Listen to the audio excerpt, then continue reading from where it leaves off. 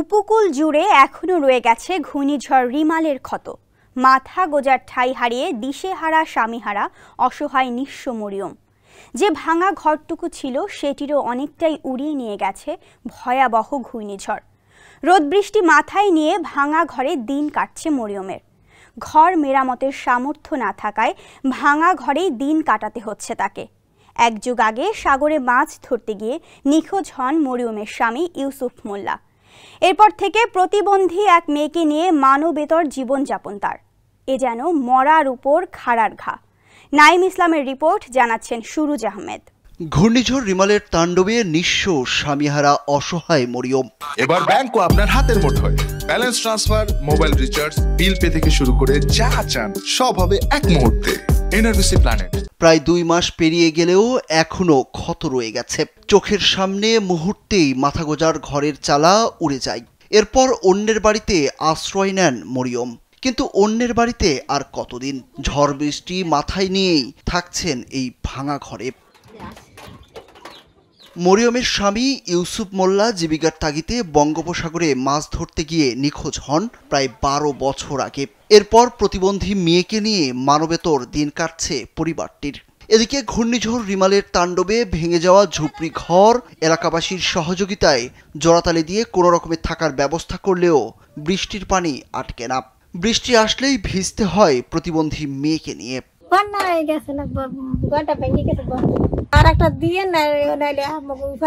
মরিয়মের বাড়ি বরগুনার তালতলী উপজেলার বড়বগী ইউনিয়নের চরপাড়া এলাকায়। স্থানীয়রা জানান, স্বামীকে হারানোর পর কঠিন সময় পার করছেন মরিয়ম। খেয়ে না খেয়ে দিন কাটছে তাদের। এই অবস্থায় ঝুপড়ি ঘরটিও ভেঙে গেছে ঝড়ে। অনেকেই সহযোগিতার আশ্বাস দিলেও তাদের ভাগ্যে জোটেনি এখন পর্যন্ত কিছুই। মহিলা তেমন একটা চতুর্ণ, মাথায় সিডে আছে, মাইডেলই থাকতে পারতে অনেকই কষ্ট, খাওয়ানো কষ্ট।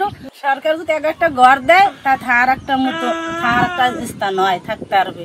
স্থানীয় ইউপি সদস্য মোহাম্মদ জসিম মোল্লা জানান, ঘূর্ণিঝড়ে তাদের ঘরবাড়ি সব বিধ্বস্ত হয়ে গেছে। তাদের মাথা গোজার ঠাঁই খুবই প্রয়োজন। স্থানীয় প্রশাসন পরিবারটিকে একটি ঘরের ব্যবস্থা করে দিলে স্বামীহারা মরিয়মের দুঃখ কিছুটা ঘুচত। ঘূর্ণিঝড় রিমালে তার ঘর প্রচুর ক্ষয়ক্ষতি হয়েছে এবং সে যদি একটা ঘরের সহায়তা পায় তাহলে সে অনেক উপকৃত হবে। আর উপজেলা নির্বাহী কর্মকর্তা শিফাত আনোয়ার তুম্পা জানান, উপজেলায় 140 বান্ডিল সরকারি টিন এসেছে।